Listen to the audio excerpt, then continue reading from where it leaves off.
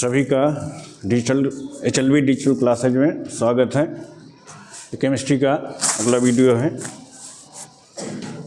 जिसका पहला क्वेश्चन है खटकोड़ी आदि क्रिस्टल का उदाहरण है। तो ये आपके कोर्स में क्वेश्चन नहीं, ये चैप्टर हट गया है।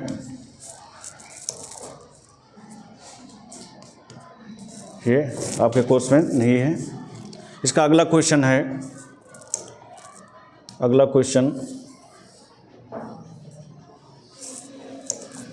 निम्नलिखित में से कौन सा अणुसंख्य गुणधर्म है। अब हमारे जो अणुसंख्य गुणधर्म होते हैं, अणुसंख्य गुणधर्म, ये हमारे 4 प्रकार के होते हैं। जैसे पहला होता है परासरण दाब, दूसरा होता है क्वथनांक में उन्नयन, क्वथनांक में उन्नयन, तीसरा होता है वाष्पदाब अवनमन, वाष्पदाब अवनमन, चौथा होता है हिमांक में अवनमन, हिमांक में अवनमन। तो ये हमारी 4 कॉलिगेटिव प्रॉपर्टी होती हैं जिसमें हमारे दिए हुए विकल्प हैं। पहला है श्यानता, इन चारों में नहीं है। दूसरा है पृष्ठ तनाव, वो भी इसमें नहीं है। तीसरा है प्रकाशिक घूर्णन, वो भी नहीं है। परासरण जो इसमें है, इसलिए परासरण ही आपका अणुसंख्य गुणधर्म है। आपका विकल्प चौथा सही है। अगला क्वेश्चन है निम्नलिखित में से कौन शून्य कोट की अभिक्रिया है। पहला है CH3 COO CH3 plus H2O बन रहा है अम्ल की प्रेजेंस में CH3OH प्लस CH3 COOH। ये आपकी द्वितीय कोट अभिक्रिया है, प्रथम कोट अभिक्रिया है। दूसरी 2FeCl3 प्लस SnCl2 बराबर 2FeCl2 प्लस SnCl4, ये आपकी तृतीय कोट अभिक्रिया है। H2 plus Cl2 gives 2HCl sunlight की प्रेजेंस में। तो ये अभिक्रिया तीसरा विकल्प इसका सही है, क्योंकि प्रायोगिक तौर पर देखा गया है कि H2Cl2 सूर्य की उपस्थिति में जब क्रिया करता है तो H2HCl बनने की क्रिया जो है शून्य कोट अभिक्रिया है। तो विकल्प आपका तीसरा सही है। चलिए अगले क्वेश्चन की ओर बढ़ते हैं। अगला क्वेश्चन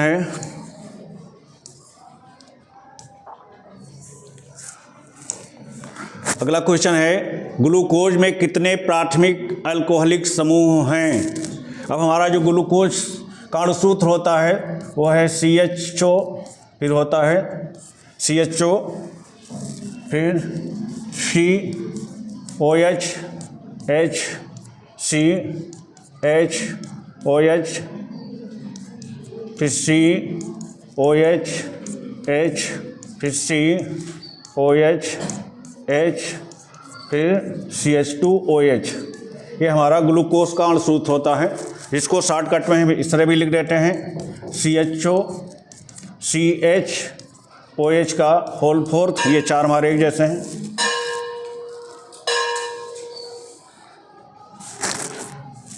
होल फोर्थ CH2OH।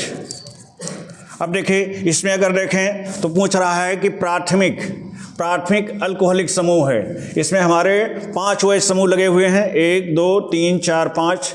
अब देखिए इसमें जो हमारा नीचे का OH समूह है, ये OH समूह जिस कार्बन से जुड़ा है वो कार्बन अदर एक डायरेक्शन में कार्बन से जुड़ा हुआ है, उसकी एक संयोजकता कार्बन से पूरी हो रही है, इसलिए ये कार्बन आपका होगा 1 डिग्री अल्कोहलिक समूह होगा। ये देखा जाए OH, तो ये 2 साइड में इसकी 2 संयोजकता कार्बन से पूरी हो रही, इसलिए ये जो होगा ये 2 डिग्री अल्कोहलिक समूह है। इसकी भी 2 संयोजकता कार्बन से पूरी हो रही, इसलिए ये भी 2 डिग्री अल्कोहलिक समूह है। इसमें भी ये भी कार्बन 2 संयोजकता कार्बन से पूरी कर रहा है, इसलिए ये भी 2 डिग्री अल्कोहलिक समूह है।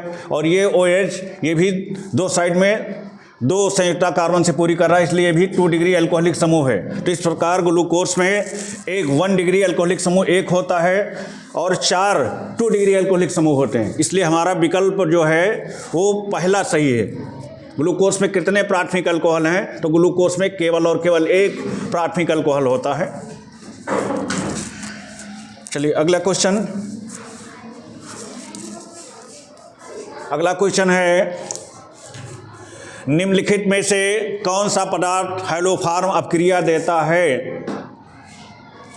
अब हमारा पहला दिया है RCOCH3 एसीटोन है, यही विकल्प हमारा सही होगा। दूसरा है RCOCl अम्ल हैलाइड है, दूसरा है एमीन है, चौथा है नाइट्रो ग्रुप है। तो हमारा जो कीटोनिक समूह होता है वही, जब कीटोनिक समूह की क्रिया RCOCH3 की क्रिया RCH3CO की क्रिया जब हम कराते हैं तो हमारा आयोडोफॉर्म बनता है। यही हमारा जो होगा, यही हमारा आयोडोफॉर्म बनाएगा, CH3 ऐसा यौगिक बनाता है, इसलिए हमारा पहला ही विकल्प सही होगा। अगले क्वेश्चन की ओर चलते हैं।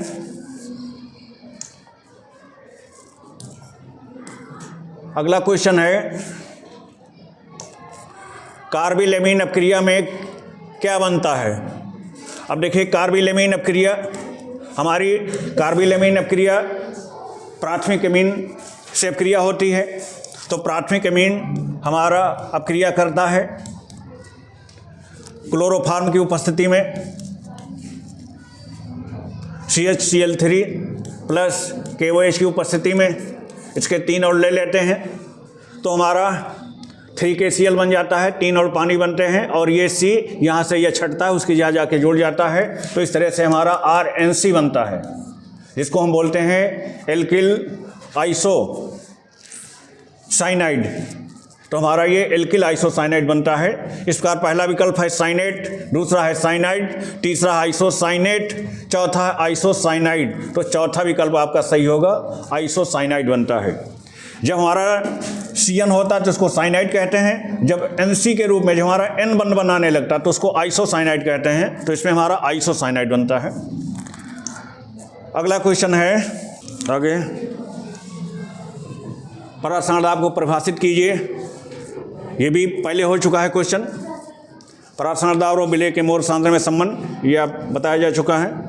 अगला हमारा है क्वेश्चन, शून्य कोट अपक्रिया के वेग स्थिरांक की गणना के लिए इकाई तथा व्यंजक लिखिए। तो ये हमारा क्वेश्चन है, शून्य कोट अपक्रिया के लिए, शून्य कोट अपक्रिया के वेग स्थिरांक के लिए इकाई तथा व्यंजक लिखिए। अब देखिए, हमारा कोई अपकारक A है जो उत्पाद बना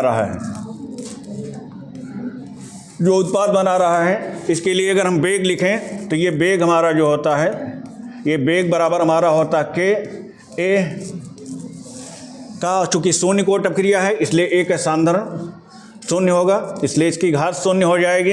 अब वेग को हम लिख सकते हैं dx/dt बराबर K। अब A का जो सांद्रण 0 है, इसका मान 1 होगा, तो हमारा K बचेगा। इसको हम गुणा कर देते हैं तो हमारा हो जाएगा dx बराबर K dt। इसका हम समाकलन कर देते हैं। समाकलन करने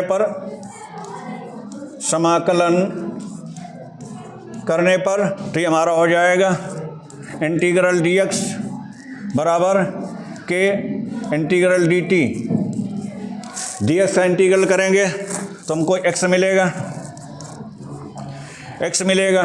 K dt का इंटीग्रल हमारा t होगा, प्लस इंटीग्रल करते हैं कांस्टेंट हो जाता है, c हो जाएगा। अब c के मान के लिए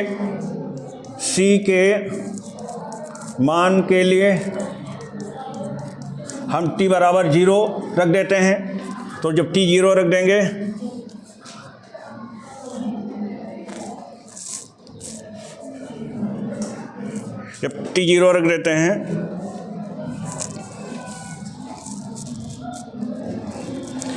तो हमारा हो जाएगा, t0 रख देंगे तो हमारा ये हो जाएगा x0। ये हमारा हो जाएगा x0, x हमारा बदल जाएगा x0 में, t0 होगा तो ये होगा x0 बराबर, ये हो जाएगा 0 प्लस c। इस तरह से हमको c का मान मिल गया x0। अब हमने इसको मान लिया समीकरण एक। समीकरण एक में मान रख देते हैं। समीकरण एक में C का मान रखने पर, C का मान रखने पर हमारा हो जाएगा x बराबर, अब यहाँ x ही रहेगा, जहाँ x रहेगा ये x नॉट होगा, तो x बराबर हो जाएगा हमारा KT प्लस x नॉट के। तो इसका हमारा हमको k के रूप में प्राप्त करना है, तो हमारा हो जाएगा x माइनस x नॉट पक्षांतरित करेंगे बराबर KT के। तो इस तरह से हमारा k बराबर हो जाएगा, k बराबर हमारा हो जाएगा x minus x not upon t, जिसको हम ये भी लिख सकते हैं कि k बराबर सांद्रता को और माने तो हम r भी लिख सकते हैं, r minus r not upon t। ये हमको व्यंजक मिल जाता है।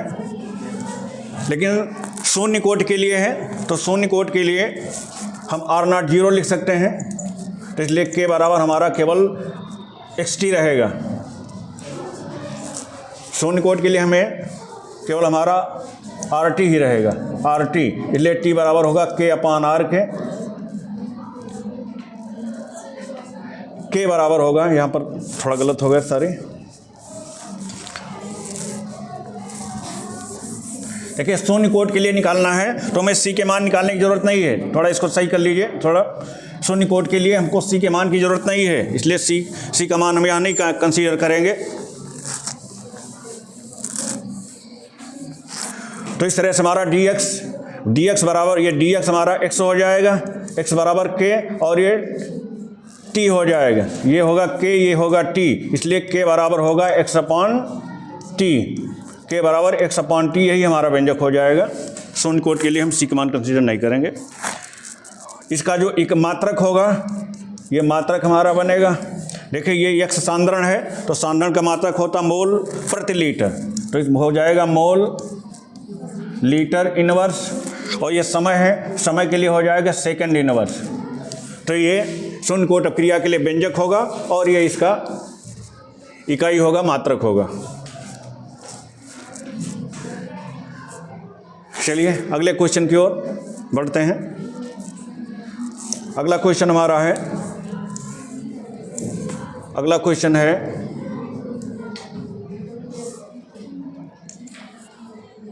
अगला क्वेश्चन है क्लोरोबेंजीन के साथ हाइलोजनीकरण, नाइट्रीकरण, सल्फोनेशन, फ्रीडल क्राफ्ट तथा उट्रेजफिटिक अपक्रिया का रासायनिक समीकरण लिखिए।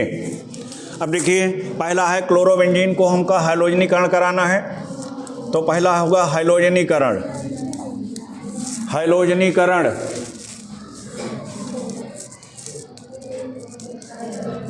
हाइलोजनीकरण अब क्लोरोबेंजीन का हम हाइलोजनीकरण करा देंगे। ये हमारी बेंजीन के ऊपर Cl लगा देंगे, यस H को हटा करके, तो हमारा क्लोरोबेंजीन बन गया। हाइलोजनीकरण क्लोरीन या ब्रोमीन से करा सकते हैं, हमने क्लोरीन से करा दिया सूर्य की उपस्थिति में, तो हमारा आर्थो स्टेज पे हमारा एक Cl जुड़ जाएगा, और यहाँ से एक H निकलेगा, Cl से मिल करके HCl बना लेगा। इस तरह से हमारा हो जाएगा ये Cl, और इसके आर्थो स्टेज पे भी Cl लग जाएगा। अब जो ग्रुप आर्थो डायरेक्टिंग होते हैं वो पैरा डायरेक्टिंग भी होते हैं, इसलिए एक Cl पैरा स्टेज पे भी लग जाएगा, इसलिए यहाँ पर ये Cl होगा और यहाँ पर भी Cl होगा, तो आर्थो क्लोरोबेंजीन, और ये हो जाएगी पैरा क्लोरोबेंजीन बन जाएगी। दूसरी अपक्रिया हम कराएंगे नाइट्रीकरण की। नाइट्रीकरण, अब नाइट्रीकरण ये क्लोरोबेंजीन हमारा हुआ, नाइट्रीकरण में हम HNO3 से क्रिया करेंगे, सांद्र HNO3 हमारा क्रिया करेगा, और कैटालिस्ट के रूप में हम सांद्र H2SO4 का प्रयोग करेंगे। तो सांद्र H2SO4 की उपस्थिति में HNO3 से क्रिया कराएंगे। HNO3 से हमको NO2 ग्रुप इलेक्ट्रोफाइल के रूप में मिलेगा, वो बेंजीन रिंग में आर्थो और पैरा स्टेज पे जुड़ेगा, और इसका OH न्यूक्लियोफाइल रिंग से H लेकर के पानी बनाएगा। तो इस तरह से हमारा जो मेजर प्रोडक्ट बनेगा, जो मेन प्रोडक्ट मुख्य उत्पाद होगा, वो हमारा होगा Cl, और इसकी आर्थो स्टेज पे NO2 जुड़ जाएगा और इसकी पैरा स्टेज पर भी NO2 ग्रुप जुड़ जाएगा, क्योंकि जो ग्रुप आर्थो डायरेक्टिंग होते हैं वो पैरा डायरेक्टिंग भी होते हैं।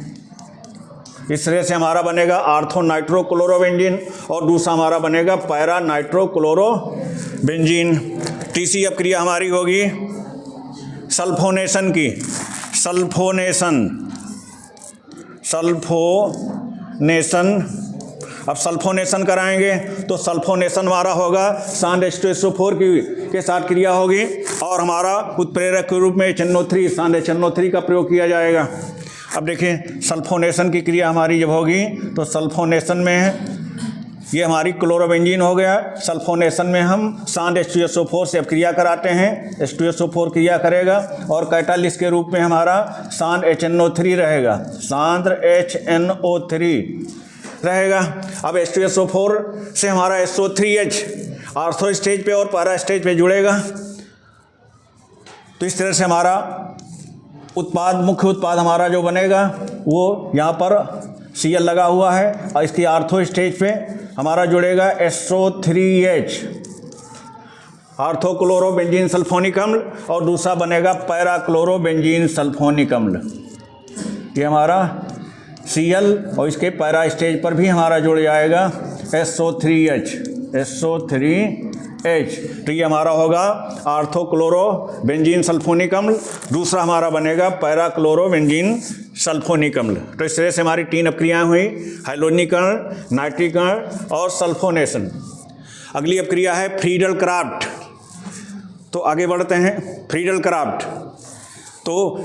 क्राफ्ट। देखिए अगली अपक्रिया होगी फ्रीडल क्राफ्ट की। चौथी अपक्रिया हमारी अगली होगी फ्रीडल क्राफ्ट।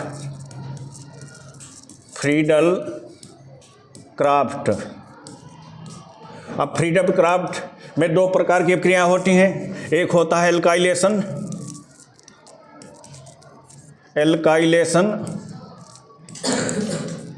अब एल्काइलेशन में हमारी जो एल्काइलेशन की अपक्रिया होगी उसमें